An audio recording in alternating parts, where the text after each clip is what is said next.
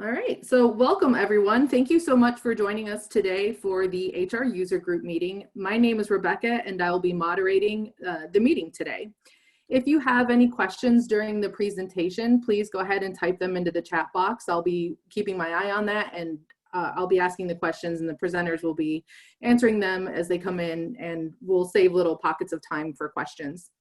This webinar is being recorded and it will be available next week on the ccinfo.unc.edu website. When you go to the website, if you just click on the HR payroll heading, a menu will open and then you can click on user group, and that will take you to this recording and all past HR user group recordings. And there'll also be the slides there available as well. We have a full agenda today. Vicki Bradley is going to kick off the meeting giving an overview of the new Carolina Talent Learning Management System. And then Ann Sager is going to also be talking about Carolina Talent and doing an actual demonstration. A lot of you might have been wondering why you were getting an invitation to an HR user group meeting, and that's why those first two agenda topics actually affect everyone on campus. So we wanted to invite you all along to hear about it. Then after that, it does turn more HR focused. Harvey Farrell will be talking about the COVID-19 accommodation request form. Then Erica Gustin will be talking about supplemental retirement. And Tyler Enlow is going to finish up the meeting talking about performance reviews. So with that said, I'm going to turn this over to Vicki Bradley, who's going to give you an overview of the Carolina Talent. So take it away, Vicki. Awesome. Thanks, Rebecca. So we are thrilled to be here today to talk with you about the new Carolina Talent System. It's from a vendor, Cornerstone, but we've branded it here at Carolina and we'll refer to it as Carolina Talent, similar to how we branded PeopleSoft to be referred to as Connect Carolina. So why are we implementing the Carolina Talent System? Our employees, our faculty, and our staff are the greatest asset the university has. And we really want to focus on our talent to recruit and retain the best talent, to ensure we develop our employees so that they can realize their full career potential. And we'd like to have a system that employees, managers, and applicants find intuitive with a modern look and feel, a place our employees can continue to go to learn new things. I think the quote on the right of the screen from Becky Mangini, who's the Vice Chancellor for Human Resources and Equal Opportunity and Compliance, makes a great point when she said, being nimble and prepared to manage change, either planned or of the sort we're facing now, is an increasingly valuable and important part of our workforce development effort. This tool will be key to that. So let's take a look at the components of Carolina Talent. So here's an overview. What we've been working on so far since the beginning of this calendar year is just implementing kind of the core components of the system to get it up and running. And then there are 3 different modules that we're going to be rolling out to campus. And the learning management module will be rolling out in July. So we're very excited about that. The recruiting and onboarding module will be coming next. And then after that will be performance management. But we're going to spend today focusing on learning management so you can see what will be going live in just a few weeks. So if you want to continue to keep getting updates on Carolina Talent, you can go to the OHR website and put in /Carolina Talent, and you can see continuing updates on where the project stands. All right, so our timeline. The learning management project began in January, and we do have a consultant here. Blue Water is working with us to help implement the system. And they've been working with us on phase 1 of the project, which is where we are replacing the training that we offer currently through PeopleSoft. So when employees go out to Connect Carolina and enroll in classes, they will now be going to Carolina Talent. So that phase 1 is just replacing what we have right now in PeopleSoft. Phase 2 of the learning management implementation will be going where we pull in professional development activities and compliance training and things from other schools and divisions will be pulling into Carolina Talent, but that will be in the future. We'll start working on that phase 2 around October or so after the system kind of settles. Although we are beginning to make we are starting to look a little bit at phase 2 even right now as we speak. So we've established a learning leads group, which is kind of a lead person that is overseeing training or professional development activities in a school or division, or somehow involved. And we've asked all deans and vice chancellors to nominate someone, some kind of a learning lead from their school and division, to be working with us to make sure that their school and division is preparing and thinking about phase 2. So these are the folks that are the learning leads for the various schools and divisions. I just thought I would show it so you can find your own school and division and see if anyone is involved and who you might talk to if you have thoughts or ideas about this for your particular unit. This list is also maintained on the project website, which we referred to earlier. So with that, I'm going to turn it over to Ann Sager, and she'll actually do a demo of the system. Thank you, Vicki. I'm going to share my screen.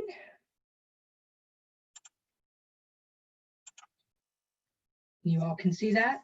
So this is what the Carolina Talent homepage will look like when we go live in just a couple of weeks. This is what you would think of as the homepage or the landing page. And there are buttons which will be appropriate for your access levels and will take you to the things that you need to do.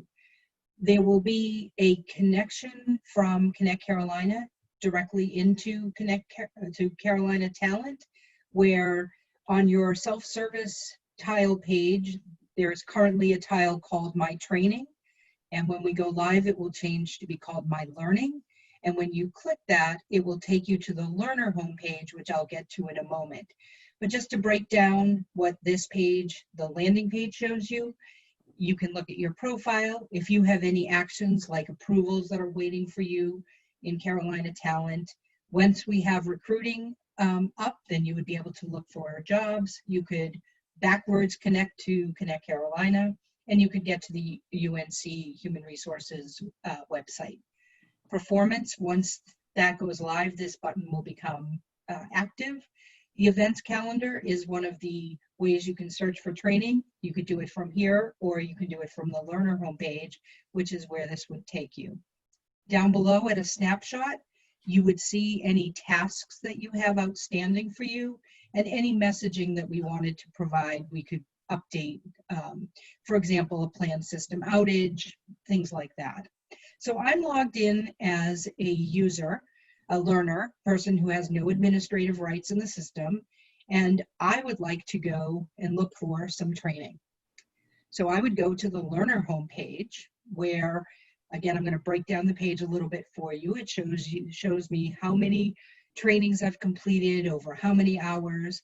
I can add specific subjects. So one of the really great features of this software is, as we develop more and more, as people take more and more trainings, the system will start to learn our habits, and it's machine learned information. So just like when you shop at Amazon and you buy an item, Amazon has learned that people who bought that item might also be interested in this item. This machine learning will do similar things.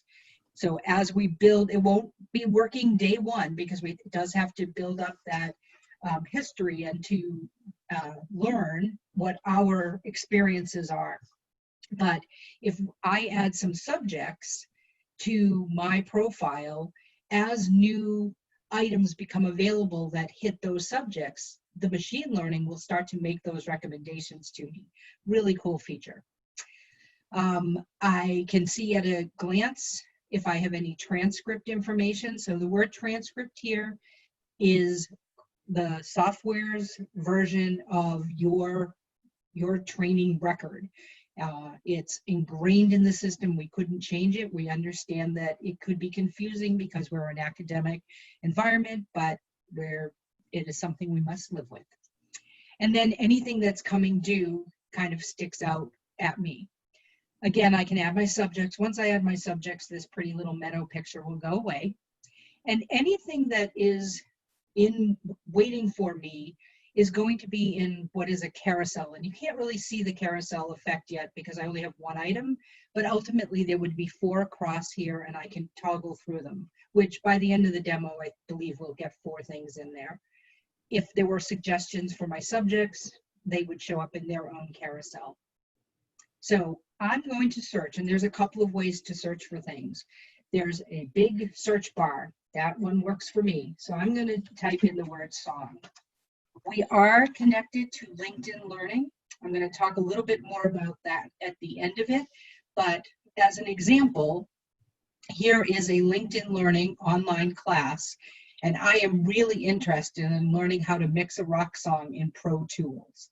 So I would like to take it, but you know, I'm kind of in the middle of a demo, so I'm going to mark it as save for later. So that's going to put that in my carousel. My carousel is called Save for Later, and I'll just leave it there for now.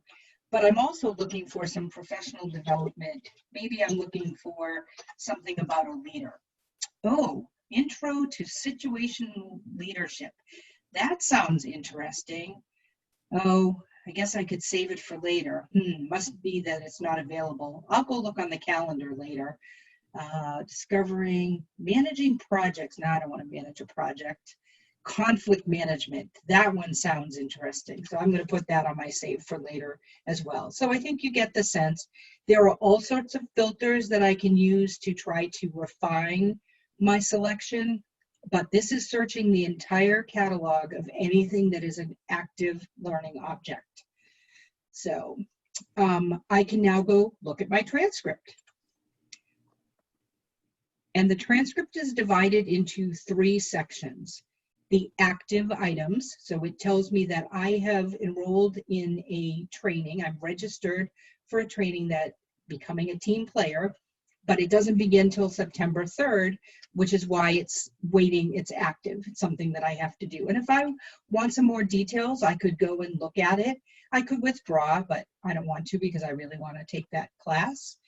But I also want to see what I've done in the past, so I can go look at my completed. And way back when, I took the 12 qualities of strong leader back in 2000. And I also did an advanced communication skills. This is really old, so I'm kind of tired of looking at it. So I can go and move it to my archive. It's still part of my transcript, but it just puts it in another place. And for people who do a lot of training, that helps just declutter some of your completed items.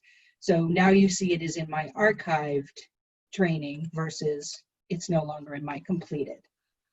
So that's the majority of what a learner would do, but I do want to show you the calendar. And the calendar is going to show me what, and this is a test environment, so some data isn't real, like things that say testing emails. But, oh, Law Logics, I know I'm supposed to take that. Oh, but it's only offered these 2 days. Yeah, that's probably not going to work for my schedule. So one of the nice features is I can go in and look at oops, sorry, that didn't do exactly what I wanted. I can say that, interesting. All right, well, there's a feature that's not working at the moment. I hadn't tested this. There's a way for me to indicate that I'm interested in taking this class, but that I can't make this particular training. So to be notified when there is another offering. So I'll go look and figure out why. We literally just prepared our demo environment, our testing environment, and I did not run through this scenario. So I apologize. Got a little bug to work out there. But so I could indicate that I was interested, and when a course session became available, I would get notification via email that there was something that I could go and look at. The last thing I want to show you is, had I done an interest or was on a wait list, I can manage it myself, where there would be items listed here and I can delete them, I can add them, so I can cancel them and so forth. So before I go on to the next section, do we have any questions? Yes, we do. Going back to that Law Logics example, what happens if you click on the request button? that it would enroll me. Good question. So I will go ahead and do that as an example. So now it's going to enroll me in the word request equals enroll. And the reason it's called request here is that a lot of their customers have an approval requirement so that the enrollee is just requesting to take training, and then once it's approved, it becomes a registration. We are not requiring approvals on training at the moment. And if there weren't any other sessions available, does that request button, is that what will alert you if it's full or there's not another session? So as an example, I can go back in time, and I'm going to try to find a class that, oops, I have to include completed, sorry. I'm going to find something that's that's not being offered. I think this might be one. And so this was in the past. So now instead of having the ability to enroll, there should be that button which says, I'm interested, let me know if it comes up again. Okay, thank you. Do we have any other questions? None right now. All right, so now I'm going to show you the experience that a manager would have. And this person is the manager of the learner that I just used. So a manager is a learner. So in the same way that they had all of the learning, they in addition to their manager things, they would also have the learning one. So I'm going to go to my, let's start here. So I want to see my team. I'm going to look at my profile. So Quincy Jones, who has some fake data there, and it shows me my direct reports. Likewise, I can use this little button on the right to show my team members. And you notice that Elton has an arrow to the right. That means that he has an indirect below. So the managers can see their team and all the indirects all the way down till there's no more indirects left. So he, as a learner, would also have his own training, which at the moment he doesn't have any, but he just realized that it's performance time, and he's decided that he's got a few areas of training that he would like his team to start taking. So he would like to, Lady could use a little song, what's the word I want? Little training in songwriting. Let's see if there's any training offered for songs. Oops, sorry, I am in the wrong place. I was searching the transcript, and I want to search for the word song.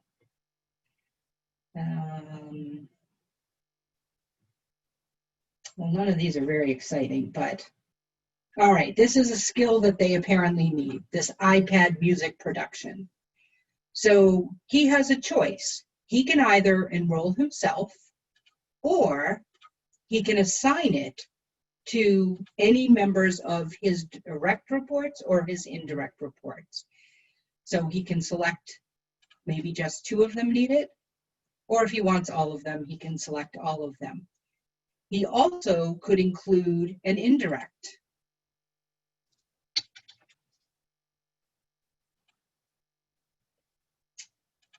And by submitting this, those users will get an email notification telling them that they have assigned training, and the next time they log in, they would be sitting on their transcript.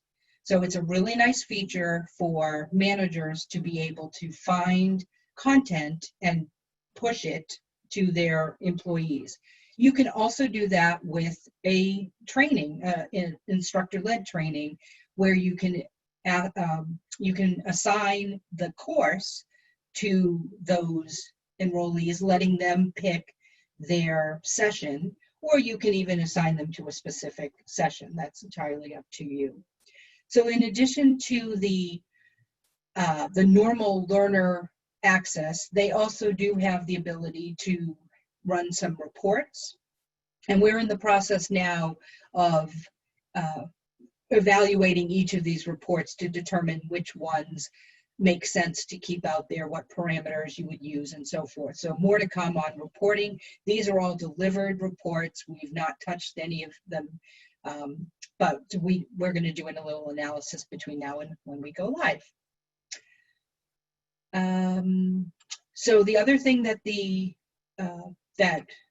manager can do is look at one of their employees' training, so they can either see their transcript or they could look at, oh, sorry, I want to pick the other person. They could look at Billy's transcript in the same way that they could see their own. They would be able to see. So there are these active ones, and the same way they have the filtering of the completed or the archived. So the manager who asked an employee to take a training can look and see, have they taken the training? So Rebecca, I see that we have some questions. We do. I'm going to go in the order that they came in. Okay. This is backing up just a little bit. It says, speaking of approvals, when requests are made. So currently there's no restrictions. For example, if the person's job doesn't require law logics and they are not changing jobs, can they still sign up?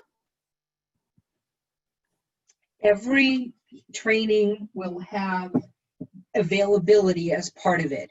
So if that is an open class to anybody, then they would be able to have access to take it. Okay. Will all of the trainings offered through Carolina Talent be free of charge?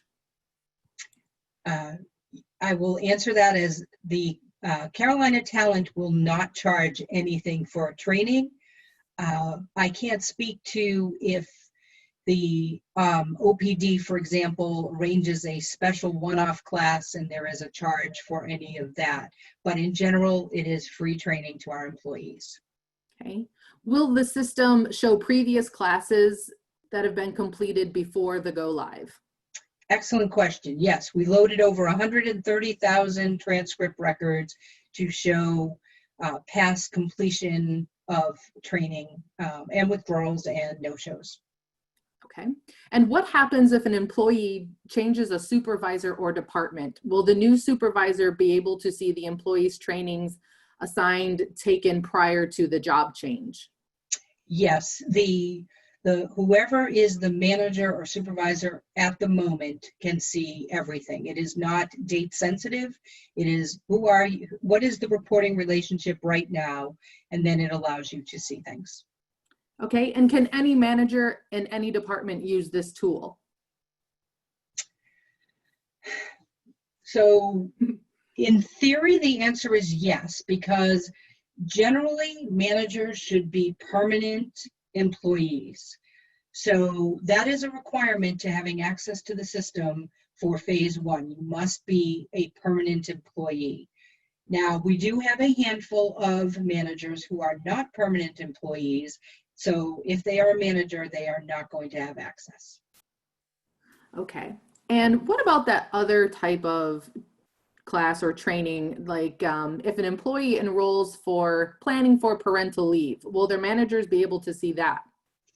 So any of those, what I call sensitive topic trainings, will not be enrolled in Carolina Talent. We are still working on a solution.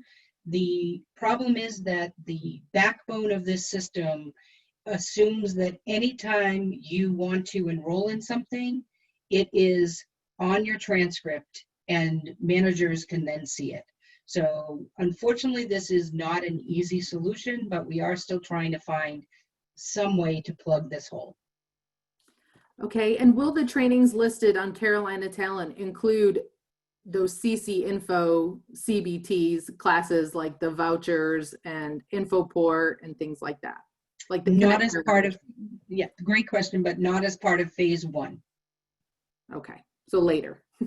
Yes, I don't know, somewhere in phase two. Phase two is a big phase. Okay, do the training classes that people sign up for, will they show on their Outlook calendars?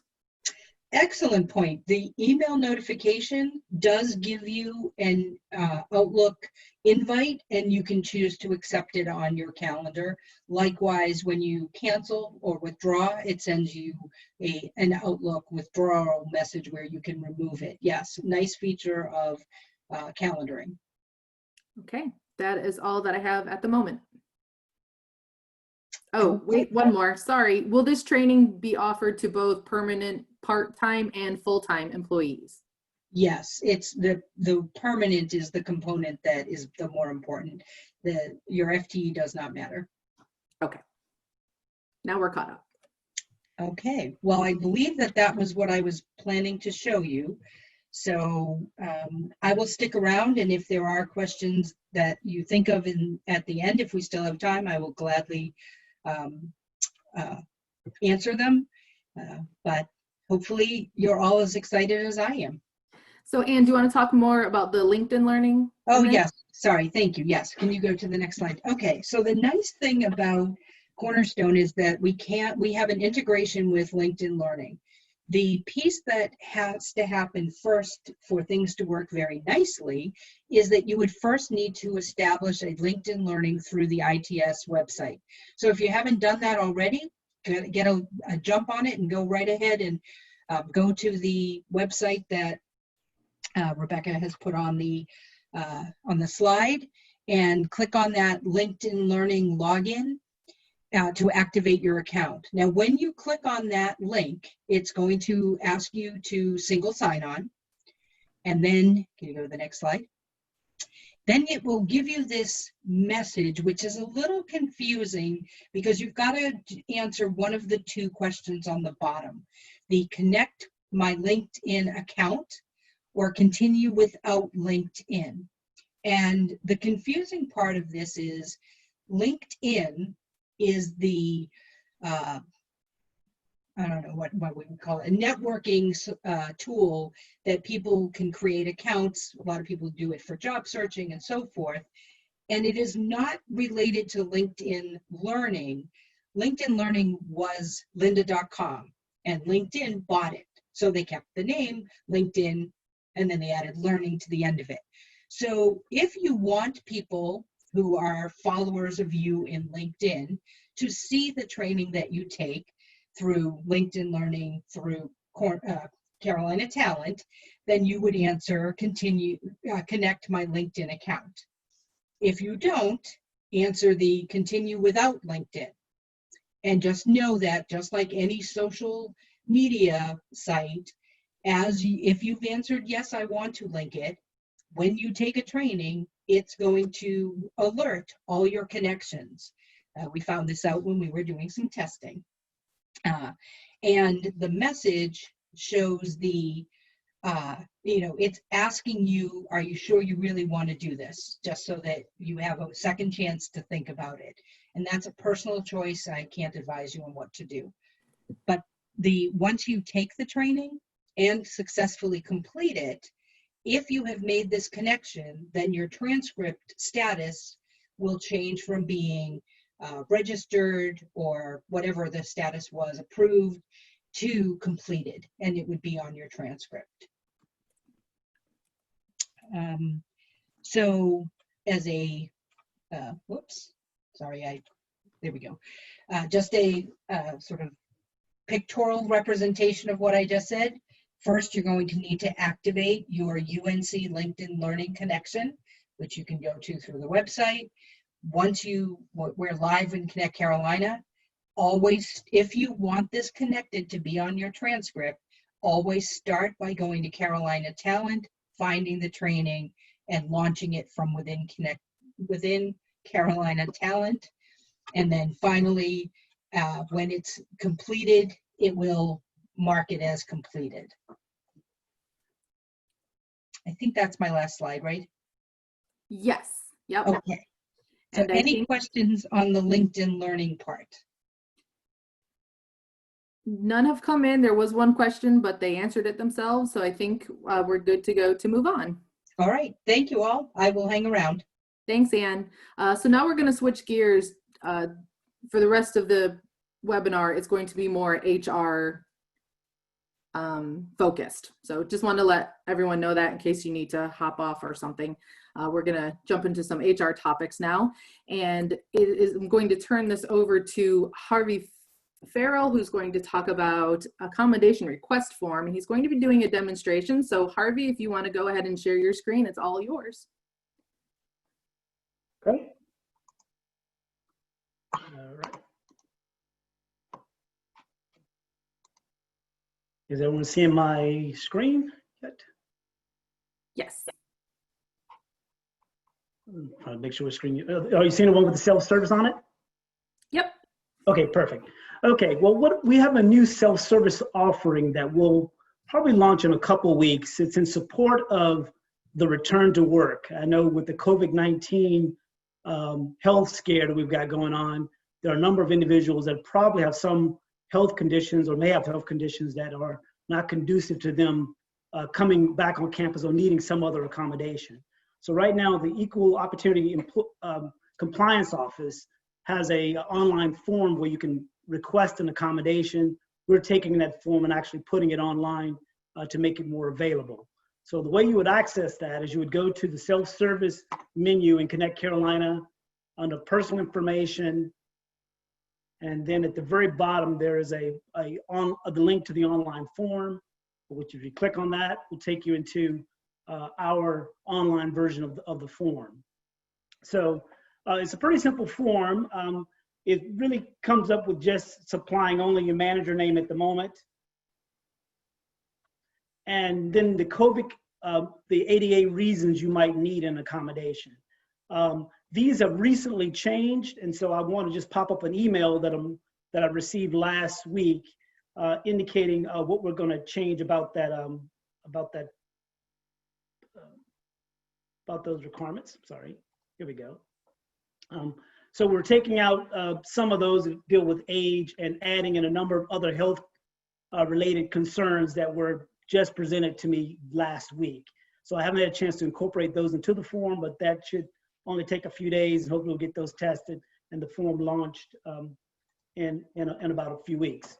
So the ones that we had up before, as you see, over 65, asthma, kidney-related conditions, liver conditions, and of course the modified list that I'll probably be replacing some of these values and adding in others.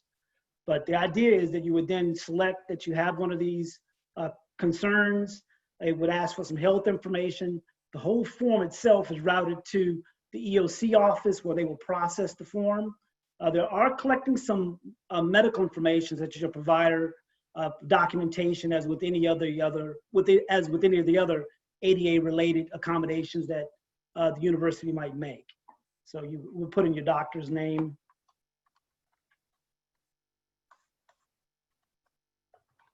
and then the address and so on. Go to the next screen. It would ask you a little bit about your job duties so the office can evaluate what kind of accommodation they would support in your case. Just for the sake of this example, I would say I teach a lab class. And then they would have that information to help them evaluate the accommodation they would support.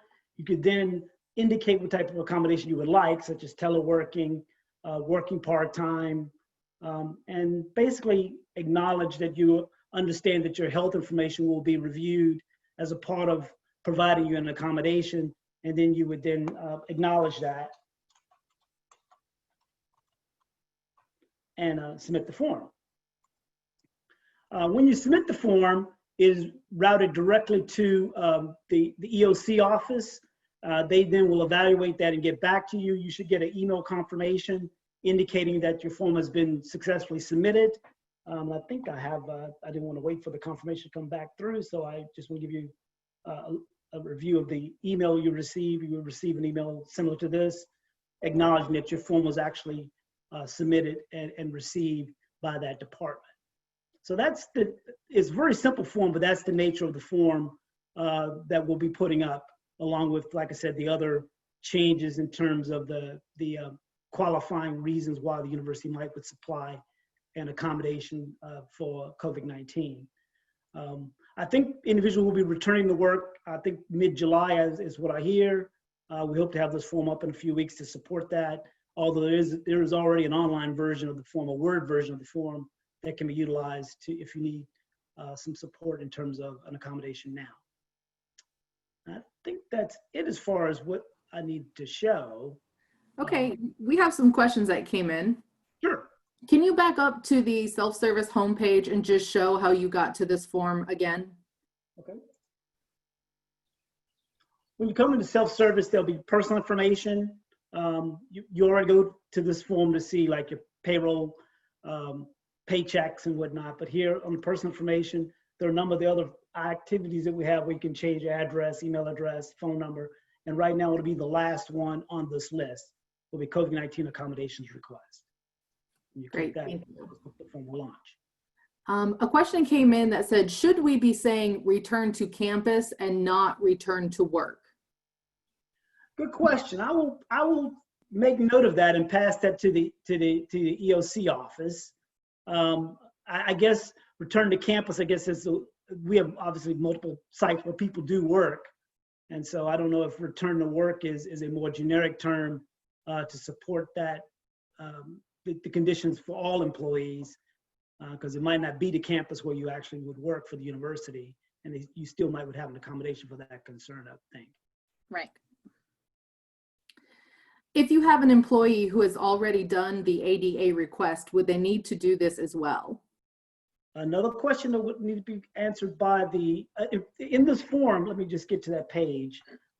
I didn't go through all the questions, but there is a question to ask, do you already have a current accommodation? So you're currently teleworking or receiving accommodation for your job. And of course, then it asks you to sort of describe that accommodation. So you would indicate if you had another accommodation in terms of so this is really COVID-19 related. I would imagine if you already had some teleworking arrangement, that wouldn't change based on your return to work or return to campus.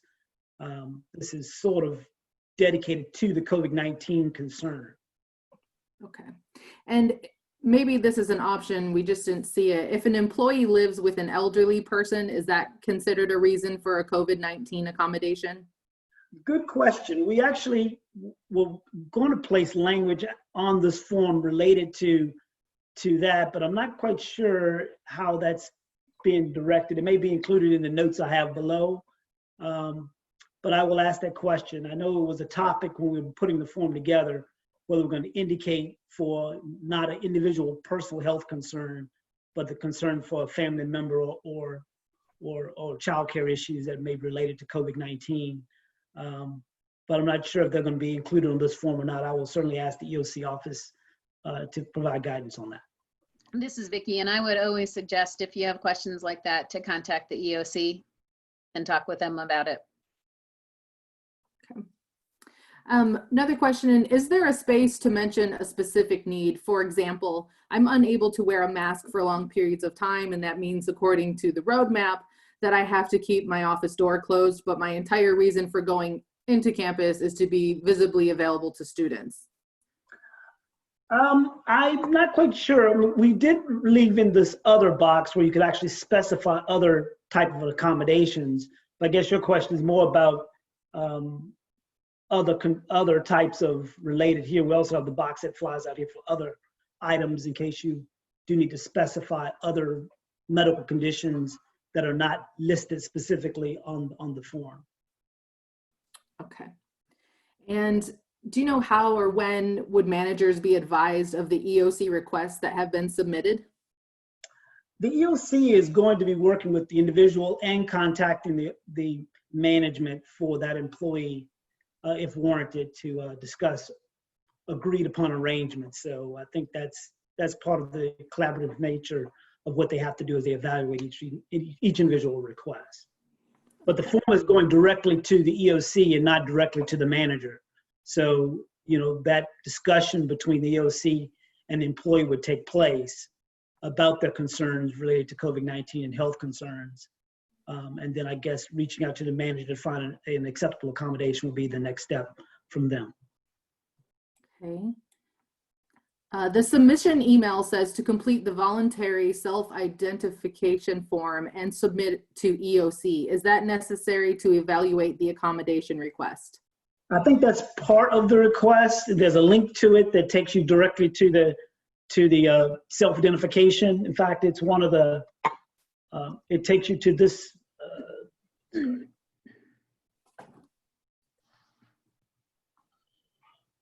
start changes. Go back to personal information. The link takes you to this page right here, which is the self-ID for disability. And so I think they are making that a requirement that you indicate that you are have a disability of some kind. So, does the supervisor receive a notification once a form is submitted? No, that will be reached. The EOC office will reach out to the manager after they've had the review or consultation with the employee. Okay, and is there going to be? Oh, well, actually, let me ask this first. When does this form go live? We were hoping to put it out about a week ago, but I got word there were changes to the qualifying criteria, and so I just received those last week. So I'll have to put those in and put the form through testing. So it'll probably be a couple of weeks before the form is formally online. Okay, and will they receive a communication? Will a notification go out to the employees, or should they craft one for themselves, for their staff? I'm sure there'll be lots of communication coming from the EOC office regarding this whole process. I would expect that office would actually put it in some newsletter to be forwarded out to the population in general. Okay. Is this form only to be used for when someone is seeking ADA accommodation, because there's no general workplace flexibility request that is handled by managers or supervisors? This form is only for the ADA related items. The next presentation is actually going to speak in terms of more flexible working, actually. That's not COVID related. Okay. And does the self-service online accommodation request form allow for or require uploading any supporting documentation? There is going to be a request for, I'll have to defer that question to the EOC. I know there's another form that's a part of getting permission to contact physicians and whatnot. So there may be some other additional health evaluation requirements coming forward, that are part of this process, but that's out of my area. I can't really speak to it. The EOC office would have to sort of address that. Okay. And would folks who have a spouse who works for the university as well need to complete this form and reference their spouse? Once again, another question for EOC. I can't answer that question. Okay.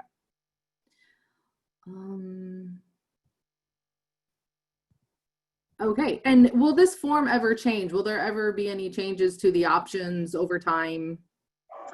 I suspect as we learn more about the disease and or license or legal requirements to support changes. As you can see, I'm adding in COPD, sickle cell. All these were just new items that came to me last week that need to be added to the form. We're taking some off as they get better guidance from, I guess, from the authorities. We will be making adjustments to the form to comply with the law. Okay. I think that's it, Harvey. All right. Appreciate it. No problem. Okay, so now we are going to go to our next item, and that is the supplemental retirement demonstration by Erica Gustin. So Erica, it's all yours. Thanks, Rebecca. Hi, guys. I did want to, just before I jump into the demo, Harvey had mentioned something, which is a project I'm working on, but I'm not talking about today. And that's a teleworking form, which is going to be coming down the pike. It's for the existing policy that the university has for teleworking. And it's just an online form in case you're asking to work from home, not for a COVID reason, but just want to have that flexible work arrangement on file. So that'll be coming to you hopefully at the next meeting, the next quarterly meeting. But today I'm talking about retirement. So I'm going to go ahead and share my screen. and walk you through a quick demonstration. You should all be able to see this. It's a test environment. This is in production, so it's live. It moved in 1 week ago today. I just checked the numbers while Harvey was talking, and we've had almost 45 people do this form, but I wanted to show it to you in case you don't have any changes you personally want to make yet, but you can go through and do the form and cancel it if you wanted to test, use it yourself, or if you have a change to retirement you want to make. And then this is just good exposure in case you need to help an employee out. So when you're logged into Connect Carolina, you'll change the drop down to head to self-service. And once under there, you're going to go into the My Benefits tile. And once that tile pulls up, I just have it open over here to save us some time. There's a number of folders here on the left. The Benefits Enrollment folder is where we house all the forms, both online and physical links to forms. So what we had before last week when this went live was 4 different links for our 4 supplemental retirement plans. We have 2 plans that are available through Prudential, they're state plans, and we have 2 plans that are UNC plans called the 403B and the UNC 457. So what we've done is we've taken all 4 of those links and we've rolled it up to one link right here. So if you click on supplemental retirement plans, you'll be brought to an overview page. And this overview page is meant to help you, 1, understand what supplemental retirement plans are, and then also read up on the 4 different plans to determine which one is best suited for you. You can drill into the vendor websites, you can drill into more information on the plans, the benefits website, and if you decide to do these first 2, so the UNC 403B or the UNC 457, you'd continue to enrollment at the bottom of the page. If you decide you want to do one of the state plans, those currently can't be offered online because the vendor is unwilling for us to transmit information that way. But what you can do now is easily just click on the Prudential portal, you'd use your login information and you'd set up your information there. So what I'm going to show you now though is continuing and making changes to one of the UNC plans. So when I click continue to enrollment, it's just letting me know that the system is not going to save anything for me. So if I, get kicked out or timed out, I do need to go back in and start the form anew. You have to submit before anything is finalized. On this page, it's just giving you a recap of some information, reminding folks if you're paid monthly or biweekly, because that's going to matter as I go through the screens. Deductions are taken out per pay period. So I can pick between the 2 plans I was referencing earlier. I went ahead and did a 457 election just to show you guys what would happen if I went in here and I had an election in flight. So I picked what I wanted, I submitted it, and now it's sitting with the benefits team waiting to be approved or denied. So if I pick that, I'm going to get a message saying that I cannot continue because I already have one pending. Once it's approved or denied, I can come back and do another one. So for this purpose, I'm going to go ahead and say I want to do a 403B plan change or start enrolling in it, whatever the case is. And then I can go to the next page and I'll pick when I want this to happen. So I'm going to do the 403B. I can either have it effective the next available pay period, or I can do a different pay date. If I do a different pay date than the next available pay period, it'll give me an option about 4 months out. If I just want to do the next available pay period, it's going to take into account what payrolls have already gone into lockout. So that way, as an employee, I'm not gonna, be misguided thinking, great, my next paycheck is, July 31st, I can make it. If that payroll's already started, I can't use that date. I would have to go forward to my August check. If I'm a biweekly employee using this page, I would see the biweekly dates that would match with my pay frequency. If I want to just do a one-time deduction, what this means is I can check yes on this box, and it's going to take the amount that I'm going to list on the next page and then immediately terminate the plan. So the business need for that was really because when people are retiring and then maybe we'll move into a temporary position, they want to contribute all of that extra payout from vacation and bonus pay and then turn the plan off. So that's why we put that in there, but it could also be used for other things as well. So I've got my date picked. I want to do the 403B starting July 31st. And now on the next page, this is where it's going to look more similar to the physical form today if you've ever done one. We're going to let you know what the limits are for the plan. We're going to give you some instructions on how to fill out the below section. If you want to cancel a plan, then you would change your drop down and click cancel. If you want to do a new enrollment, you'd select that. If I do a new enrollment, I can see here that this 0 will become editable. So I can say, all right, I want to start 403B with Fidelity before tax. And once it's done processing, because our test environment's a little sluggish, it'll open up. And I say, I want to do $25. So I made that one change, and then I can see I have a total down here. So per paycheck, my total is going to be $275 if I leave it as it is. Well, maybe I don't want to do this $250 anymore. I'm going to go ahead and say I want to cancel that. So I'll get a little message that's going to come up telling me that if I'm canceling, it's going to go ahead and zero out my contribution.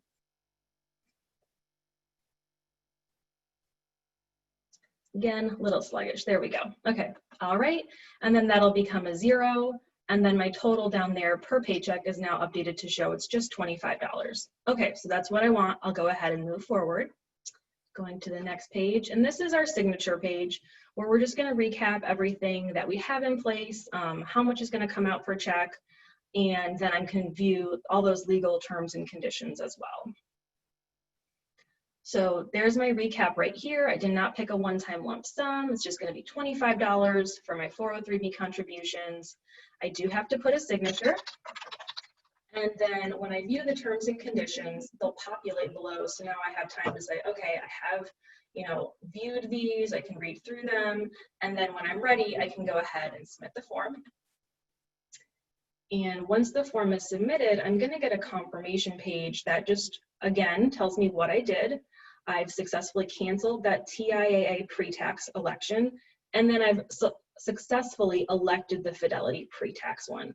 I can then also go to Fidelity's website now because it's telling me I should, make sure my beneficiaries are correct, select my funds. So I can go ahead, click that, it'll bring me there and I can log in. And I also at the same time just received an email. This is an old one, but this will highlight the point I'm trying to make. That lets me know that I successfully put it in today, the information that I did have prior to making the election. So as of right now, this is what's in the system. And the bottom section shows what I submitted and I asked for. And then I'll receive another email once that's either approved or denied by the benefits department. If it's denied, I'll receive an email letting me know why it was denied. And then once benefits approves or denies it, it'll write right into our system, which will hopefully really expedite the process. Any questions that came through while I was giving that overview of the form? Yep, we do. We have a couple that came in. Can they use this tool at any time, or is there an enrollment period? Great question. Supplemental retirement's available whenever, and there's no restrictions on like first 30 days or anything like that. So you can go in and you can make changes whenever you want, as much as you want. Okay, and can you use that payout option when you leave a position, or is it just for retirement? The one-time deduction can be used whenever you want. Just know that whatever you pick, it will put that amount in and then terminate it. So if that's something that you want to happen in the middle of your career, that's completely fine. Maybe you're about to give a big bonus, or you just want to max out for the calendar year, and then next year you just want to wait a little while before you start contributing. You could go ahead and do that and select it, and it'll term it. And then once you're ready to start contributing again, you could come back in and complete a new form. And can someone link their Fidelity account outside of the university here so they can participate directly since they have UNC 403?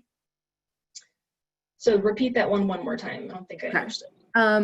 I'll read it first person. Can I link my Fidelity account outside of the university to here so I can participate directly since I have UNC 403? Okay, so the way our vendor sites work is that you're linked based on your social security number. So if you were to, I have an account from a prior employer, for example, with TIAA. So when I log into TIA, I can see two buckets of information. I can see my prior employer's account with them, and I can see my current employer, UNC, with them. I can make changes to my UNC account using this form, and then it'll come out of my paycheck and keep going into that UNC bucket that I see on the website at TIAA. I can't affect my contributions to my old employer, but I can see them together on my TIAA account. So that should be able to link already for you. And if it's not happening, then I would probably reach out to TIAA directly because maybe your information is not syncing. Okay. And why might your choice be denied? A good example of someone who would be denied, and this is the only example I can think of, is if someone was contributing to FICA and then stopped contributing. So maybe they were, a good example is postdocs. Sometimes they're FICA exempt, sometimes they're FICA subject. So if your position were to switch and you're no longer FICA eligible, the next time you go in to see this screen, it would say you're not eligible, contact benefits for more information. So if I did the form and then before the form was reviewed by the benefits department, switched to no longer be FICA eligible, then they would deny it based on those grounds. They might also deny it if the employer reached out and said, oh, I made an error, can you cancel that? Just deny it and then I'll go through and do a new one. Those are just some examples I can think of. Okay, great. That's all that has come in. Okay, great. I will stop sharing and thank you guys. Thank you.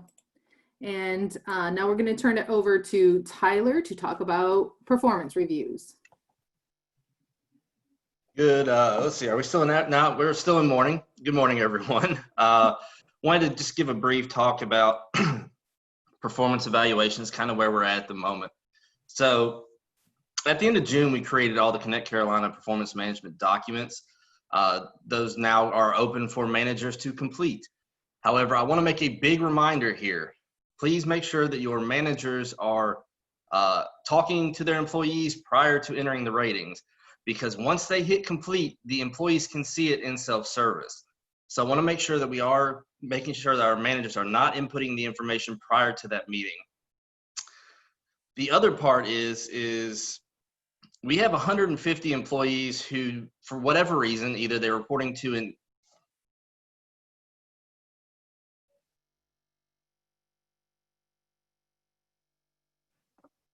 Can everyone hear me? I'm hearing no sound. Vicky, if you hear me, give me a thumbs up.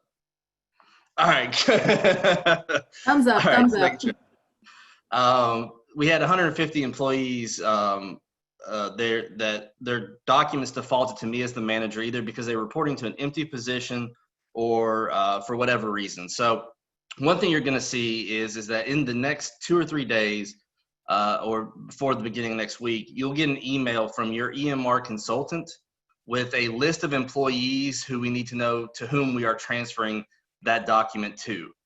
So that'll be coming in the next 2 or 3 days. Also, as a reminder, appraisals are due by August 31st, 2020.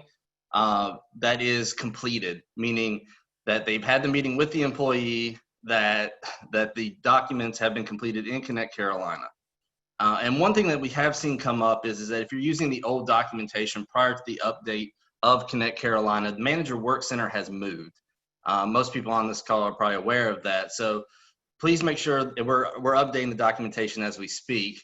But I wanted to just give kind of a breakdown on the slide of where they need to go. So logging to Connect Carolina, going to self-service, selecting the Manager Work Center tile, selecting the performance management drop-down on the left-hand side of the screen, and then selecting the current documents. And at that point, they'll see their employees.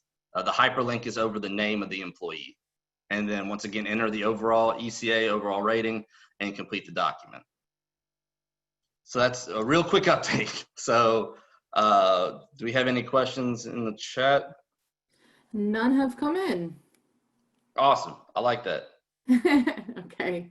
Well, thank you, Tyler. And if any questions come up, we'll send them your way. Perfect. Thank you. Okay. So that actually concludes everything for today. As a reminder, this recording will be available next week on CC Info under the HR Payroll heading, and then you can just click on the user group. You'll be able to find the slides and the recording from today. Thank you so much to all the panelists. Thank you so much for everyone for joining. And any final remarks from the panelists? No, I don't think so. Okay, well, thank you all so much. Have a great rest of your day.